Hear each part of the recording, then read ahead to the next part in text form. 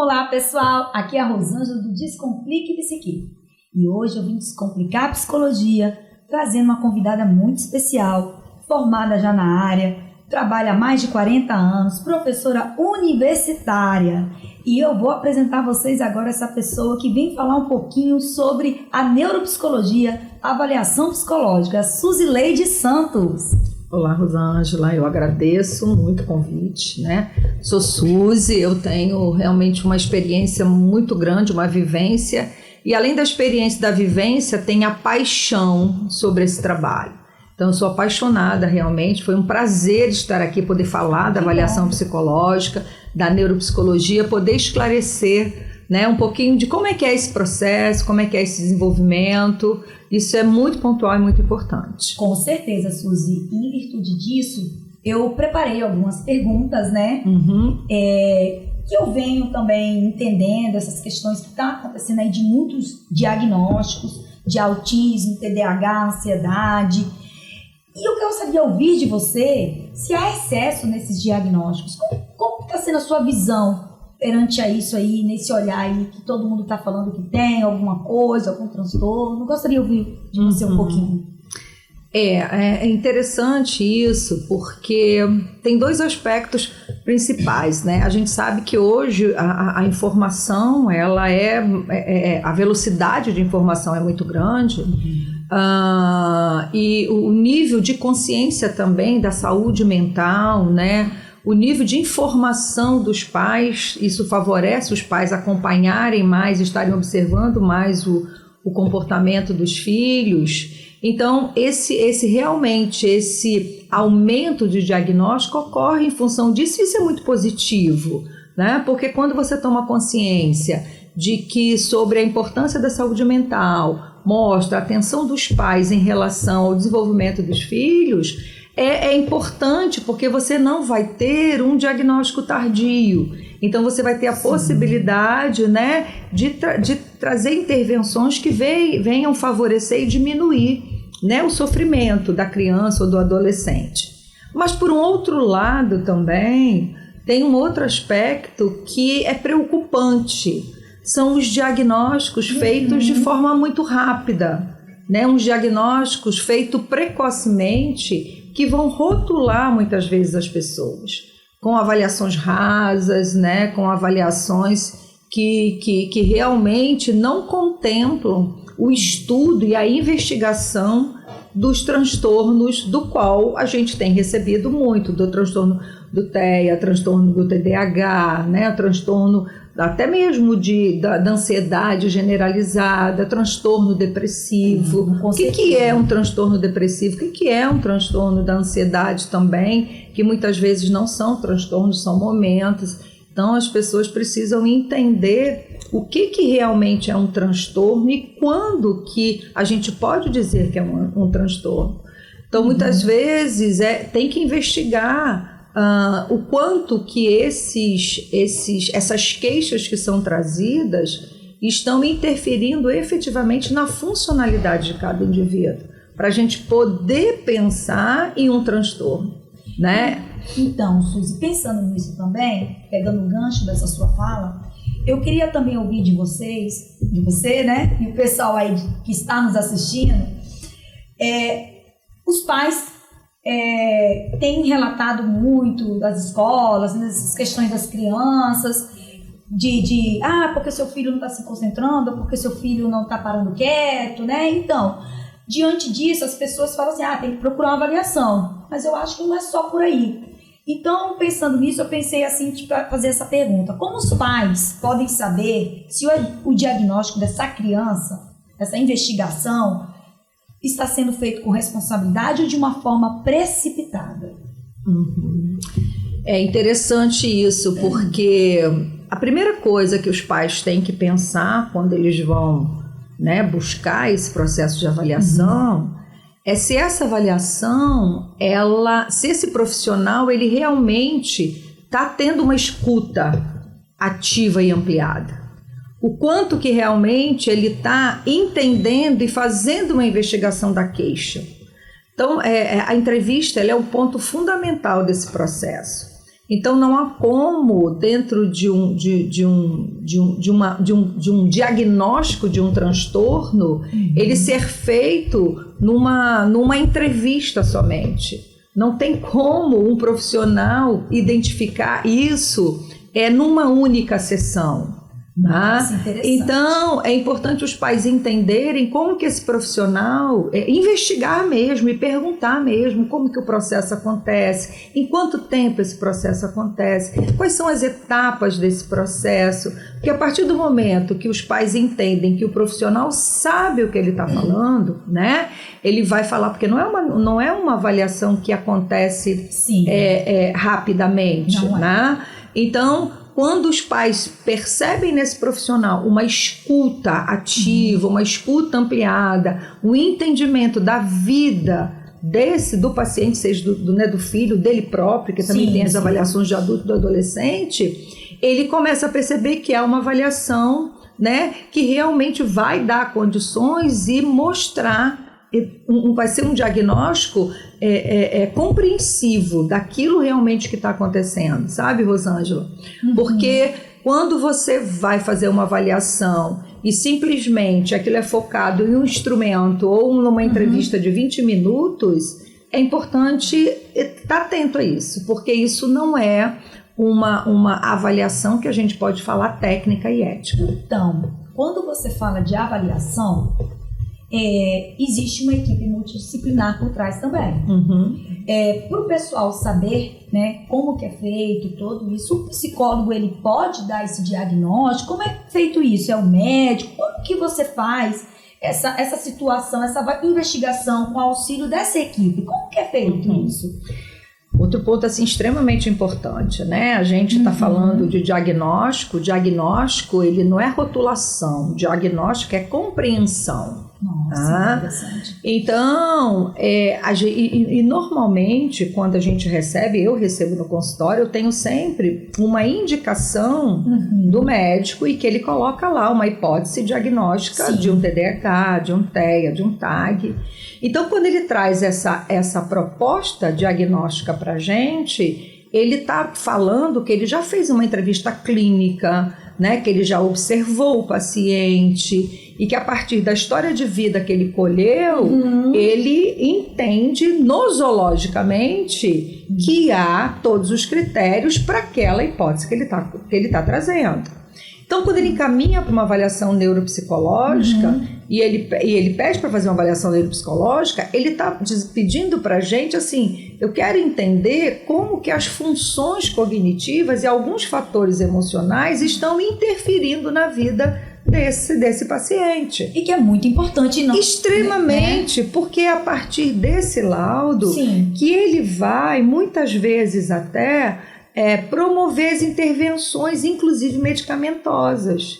Então, fazer uma avaliação neuropsicológica com seriedade, né, usando as técnicas e de uma forma ética, ela é fundamental porque você pode interferir, né, até no processo de intervenção dessa pessoa. Então, quando o médico pede, ele quer saber o que está mais em prejuízos. Entendi. E aí, a partir daí, ele vai diminuir ou aumentar a medicação dentro daquilo que ele vai entender e compreender de que está relacionado ao funcionamento do próprio indivíduo, né?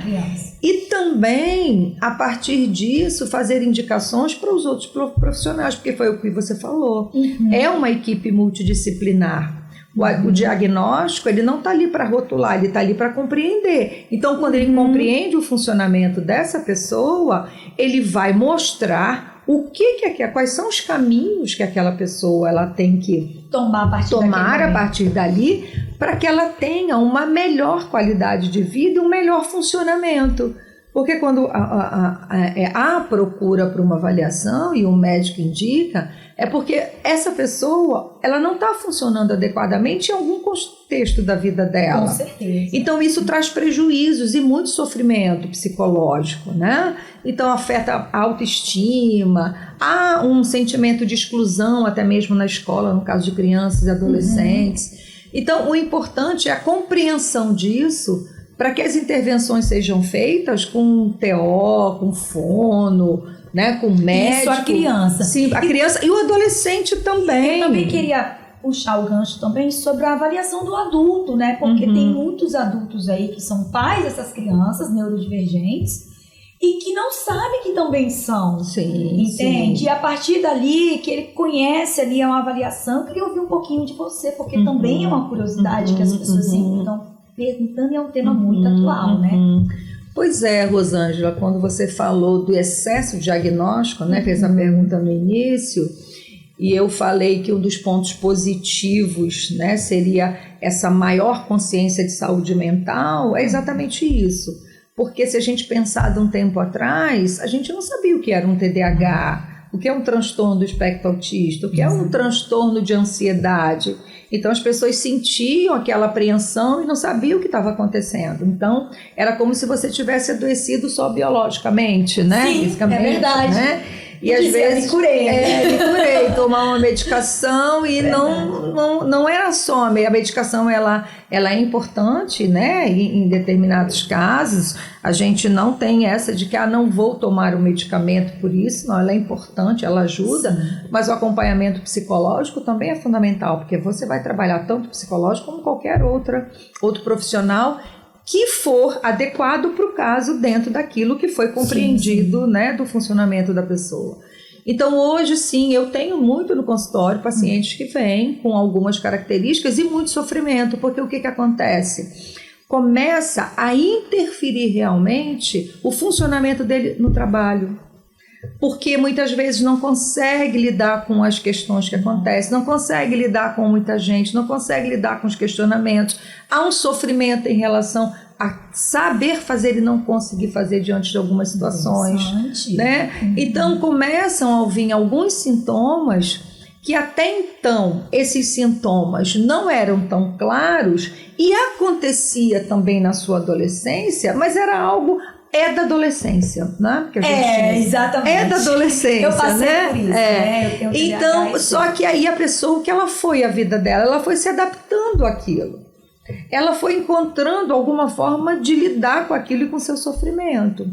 Então, alguns foram se superando, os outros entristecendo, outros se sentindo muito mais frustrados e abandonando os seus objetivos, outros não, pegando aquilo como uma verdade e indo atrás de seus objetivos e acreditando, né? Mas chega um momento que dar conta de tudo isso é muito difícil. E aí quando os pais eles observam determinados comportamentos do filho, ele começa a se perceber. Entendi. Né? Porque é isso que está acontecendo. Muitos pais, muitos filhos hoje que são diagnosticados, os pais começam a entender uma história, tanto dele como também de alguém da família, né? Começar a perceber isso. Então a gente tem tido realmente assim muitos casos de adultos que vêm querer compreender o que está, porque na verdade não é aquilo que eu falei, o diagnóstico ele não é uma rotulação, ele é uma compreensão. Então, quando você faz a avaliação, né, de todo o contexto e no seu processo de devolutiva, você fazer com que ele compreenda o que realmente aconteceu com ele. Suzy, puxando o gancho novamente, mais uma perguntinha. Quais são os sinais que a avaliação está sendo feita com seriedade? Porque tem profissionais de todo tipo, né? Mas você achar um profissional assertivo, sério, né? Qual é o caminho mais assertivo para isso, para quem está nos assistindo, né? Porque isso não está sendo divulgado, né? E eu acho interessante psicoeducar as pessoas para entender a importância, que nem ela falou já, da avaliação, mas como achar o profissional que faça essa avaliação com seriedade. Olha, Rosângela, eu entendo que todo o processo, né, tudo que você vai buscar, porque você quer se compreender, você precisa entender como isso funciona. Então, o profissional que vai... Como é que você vai identificar que é uma avaliação em que a pessoa realmente conhece? Primeiro, toda avaliação tem que ter um planejamento. Né? Então, explicar isso para a pessoa que está buscando, primeiro, ouvir a queixa, entender essa queixa, né? E investigar que queixas são essas. Porque quando você chega no consultório de algum profissional, Sim. você fala da queixa e não há uma investigação sobre aquilo, porque uma coisa é quando você chega para mim e fala de uma dificuldade. Suzy, eu esqueço tudo, eu não consigo lembrar de nada. Mas eu quero entender o que é esse não lembrar de nada. Interessante, exatamente. Então, eu preciso buscar fatos disso para poder entender. Então, eu quero saber quando, como, onde e o que isso está impactando na sua vida hoje, em termos de prejuízo. Então, o profissional, ele tem que ter essa preocupação. Então, se eu procuro um profissional para isso, ele na entrevista ele tem que fazer perguntas, né, para compreender realmente o que está acontecendo comigo. Então, uma entrevista inicial, ela é fundamental. Essa escuta ativa ampliada do profissional com o paciente é fundamental. Então, se isso não há num primeiro momento, só há um contato, vou marcar a sessão, tal, vamos fazer rápido, de forma apressada, desconfie, porque não existe avaliação de forma apressada, né? Então, você precisa ter um planejamento, você precisa utilizar instrumentos que são favoráveis pelo nosso Conselho Regional de Psicologia, eles têm que estar aprovados pela comissão do SATEPSI, porque são instrumentos sérios, instrumentos que têm toda uma padronização e uma normatização para a nossa realidade só aqui. Os psicólogos usam. E só os psicólogos podem utilizar e são habilitados para tal, né? Importante identificar se o profissional ele é um psicólogo, se ele tem um registro também no Conselho Regional, qual é a experiência dele, a vivência dele, a formação dele, sabe? E o mais importante até a formação, porque você tem hoje pessoas que podem não ter 40 anos de experiência como eu, mas serem pessoas que têm menos tempo, mas são pessoas que estudam, que pesquisam. Tipo eu, gente. Sabe? Só pra gente quebrar o gelo um pouquinho, né? Eu sou aluna dessa pessoa maravilhosa aqui e aprendo muito com ela. Então, mas ela precisa demonstrar que tem técnica, que tem embasamento teórico e científico, porque a avaliação psicológica, neuropsicológica é totalmente técnica e com muito embasamento teórico. A gente não adivinha coisas. Numa entrevista de 20 minutos, você, por alguns critérios e algumas queixas, você já sai dizendo, é TDAH. Não. Então, hoje, todo mundo sabe o que é TDAH. Você vai na internet, todo mundo tem lá. Então, as pessoas começam, se nós formos pensar nisso, todo mundo tem TDAH, todo mundo tem, porque o que está ali é do nosso dia a dia e muitas vezes a gente se identifica com aquilo. Também com essa questão da tecnologia. Exatamente. A gente sabe que a tecnologia está influenciando essa questão do ambiente dos TDAH, né? A gente sabe que dentro de uma construção neuro, o que a tecnologia, muitas horas de tela, impacta no nosso funcionamento cognitivo. Com certeza. Por isso, tá vendo? Uma excelente entrevista inicial, porque a entrevista não é uma, pode ser uma, duas, três, porque ela é fundamental para o processo. Você só consegue fazer o planejamento da sua avaliação após isso. Porque aí você vai ver quais são os instrumentos que eu tenho que utilizar, quais são as técnicas e atividades que eu preciso utilizar para que eu tenha algumas respostas indicativos de que esses sintomas estão relacionados realmente a algum transtorno. Nossa, muito interessante. Eu queria entender também, e as pessoas aí de casa, né? Entender, eu entendo, mas é mais para as pessoas entenderem. Porque tem pessoas que relatam que vai no médico e não passa por avaliação. O médico vai lá e fala, né, as características e fala, você tem isso e tem isso. Qual a diferença de uma avaliação clínica feita pelo médico, pelo CRM, e nós, psicólogos, né? Eu acho interessante a gente falar isso para as pessoas, porque você já deve ter recebido já um paciente com um diagnóstico assim, meu médico falou que eu tenho isso. E como você contorna isso? Como que você, né? São dois profissionais, né, que realizam o seu trabalho com técnica, competência, estão aptos para isso. Quando o médico, aquilo que eu falei anteriormente, o médico ele encaminha e quando ele fala da hipótese dele, ele está pedindo, é porque ele precisa conhecer mais do funcionamento. Mas ele, diante, né, da entrevista clínica, da observação, da investigação, né, e com os critérios que são estabelecidos, então de uma forma nosológica, ele tem condições total de dizer, olha, é um TDAH. Quem somos nós para falar que o médico não tem conhecimento e autoridade para isso? Nunca. Ele tem sim. O que eles fazem foi aquilo que eu falei anteriormente. Encaminham para avaliação neuropsicológica, porque eles não têm os instrumentos que nós psicólogos temos e muitas vezes eles não podem utilizar. Então, cognitivamente, eles querem entender melhor como é o funcionamento desse paciente. Então, eles solicitam uma avaliação neuropsicológica, porque nós, psicólogos, também faremos uma investigação clínica igual eles fizeram. Lógico que de uma forma diferente, né? Porque eles vão pegar as questões muito mais biológicas do que está entendendo também, do comportamento dentro da nosologia lá. E nós vamos entender dentro dos aspectos, dos instrumentos que nós temos, né, dentro da neuropsicologia, esse funcionamento.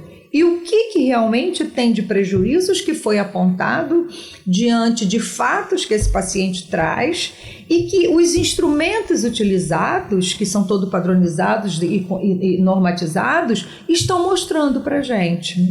Então tem médicos que muitas vezes falam assim, na própria encaminhamento, eu quero que aplique o VISC, eu quero que aplique o outro, eu quero que aplique... Ok, então se o médico, ele também, de uma forma ou de outra, ele não pode limitar a sua avaliação, não é que ele não possa limitar, ele não vai limitar a sua avaliação porque você tem a responsabilidade de transcrever aquilo e dar uma devolutiva para o paciente. Entendi. Mas se o médico pediu aquele instrumento, é porque aquilo é importante. Para ele saber, porque ele entende que aquilo, para algumas dúvidas que ele tem, vai ser fundamental, já que ele não tem esse instrumento.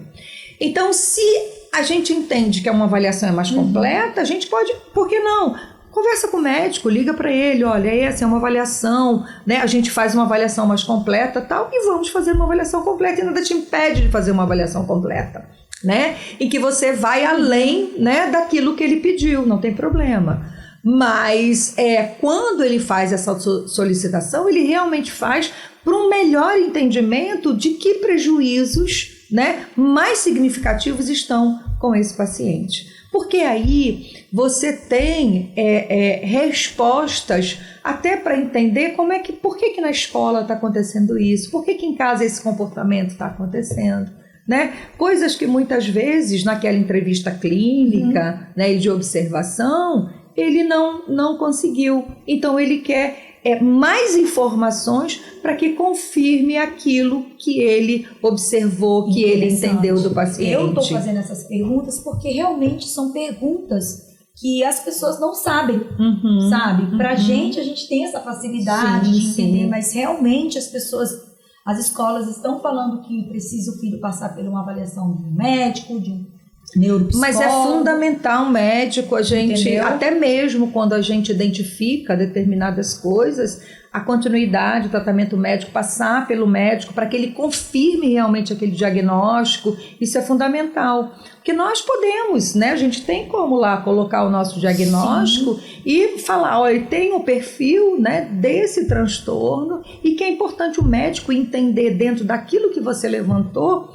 todo aquele funcionamento e dar os indicativos lá e fazer toda a medicação que é necessária e adequada. Porque quando ele tem informações, todas as informações a mais que nós temos, né, Rosângela, ela colabora, e o mundo é o que eu estou falando, o diagnóstico é uma compreensão e não uma rotulação. Não é só falar, você tem isso, isso, isso, é isso, você tem isso, isso, isso, não. Eu tenho que compreender o funcionamento desse indivíduo para entender se isso é ou não. Entende? Então, diante disso, é possível, Suzy, que a criança receba o diagnóstico e depois, com o tempo, isso mude?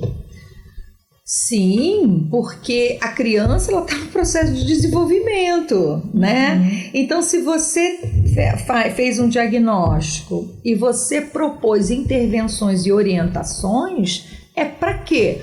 Para que ela desenvolva alguns aspectos e tenha uma melhoria. Um laudo em si, né? Ali um diagnóstico não é nada. O que é importante? É o que você vai fazer de intervenção, com as suas propostas de intervenção daquilo que você avaliou.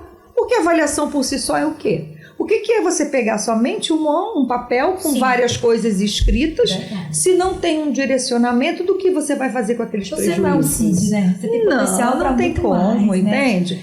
Então, você tem que pegar realmente, né? E ali, dentro daquelas intervenções, é extremamente importante. E com profissionais, você vai indicar se é um TO, se é um fono, né? Quem que vai fazer essas intervenções?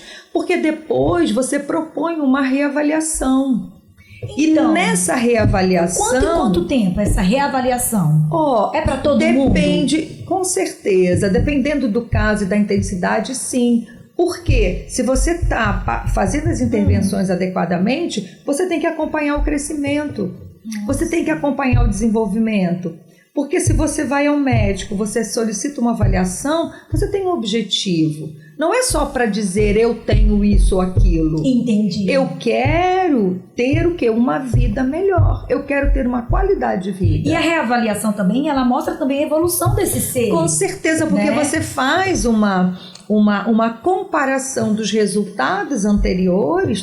Nós temos instrumentos dentro da psicologia que a gente utiliza técnicas que nós conseguimos fazer esses comparativos. Então, como ele estava e como ele está agora, né? E isso é muito importante. Então, qual foi o crescimento dele? Qual foi a área cognitiva ali que ele teve um desenvolvimento melhor? E que funciona, né? E que funciona, né? Então, a criança, ela está no processo de desenvolvimento. E essa validade é o quê? O que é interessante? Reavaliar de 2 em 2 anos? 3... Rosângela, depende. No mínimo 1 ano. Tem alguns, eu já vi alguns profissionais pedindo uma reavaliação de 6 meses, né? Por processo. Depende do que você está investigando, né? Depende do que você está propondo para uma intervenção. Mas é no mínimo 1 ano, até mesmo porque os instrumentos nossos psicológicos, alguns mesmo dentro lá da sua padronização falam que eles não podem ser repetidos com menos de 1 ano. Então, 1 ano eu entendo que é um processo de reavaliação adequado, até mesmo porque dá tempo de você fazer todo um processo de intervenção. Nossa, então, muito interessante, né? E é isso. Eu gostaria que a Suzileide, né? A doutora Suzileide, né? Porque tantos anos de história... É doutora, né, gente? Não fiz doutorado. Mas a gente sabe que você é pela vivência, pelo respeito, né, da sua história. Porque eu te conheço desde a época da faculdade. Eu sou uma superação, uma pessoa que acreditou em mim. Eu tenho sim o TDAH e eu achava que eu não era capaz. E essa pessoinha aqui olhou e falou assim: você não é um CID. A gente vai descobrir as suas dificuldades, a gente vai trabalhar nelas juntas. E hoje eu tô aqui, finalizando o meu curso, trazendo você aqui para esse bate-papo. E eu queria que você deixasse uma mensagem pro pessoal aí. Você falou uma coisa importante aí, né? E que eu sempre digo, até para os meus próprios alunos, que os pais, até para os pais mesmo, né? O quanto que é importante, né? Esse processo de avaliação e o cuidado que tem, mas entender que a criança, ela não é um código, sabe? Ela não é um código, um símbolo.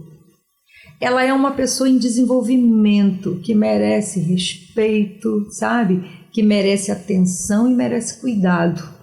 Então, o processo avaliativo tem que pensar nisso. Não é o código ali que eu vou colocar, né? Um rótulo que vai fazer com que eu entenda o que está acontecendo. Isso não é nada. A compreensão do todo, compreender o diagnóstico no sentido da compreensão é o que vale. Então, pais que estão avaliando os filhos, pensem nisso. O que importa não é o diagnóstico em si, mas é o que você vai fazer com aquelas informações que você está tendo em relação de uma avaliação bem feita, técnica e ética. Ai, obrigada, Suzy. Hoje você está aqui disponibilizando, eu sei que sua agenda é cheia. Gente, essa mulher trabalha, tá? E está aqui conosco e dá essa oportunidade de estar entrevistando o pessoal também, sabendo como, né, você pode trazer essa informação de uma forma mais descomplicada. É verdade. E isso eu acho que é importante, porque as pessoas complicam. E o intuito desse canal aqui é descomplicar a psicologia. Trazer profissionais que tenham know-how, como você no mercado e outros que eu pretendo trazer, para estar descomplicando a psicologia de fato. E eu gostaria que você repetisse o jargão do nosso canal. Vida equilibrada, psique descomplicada.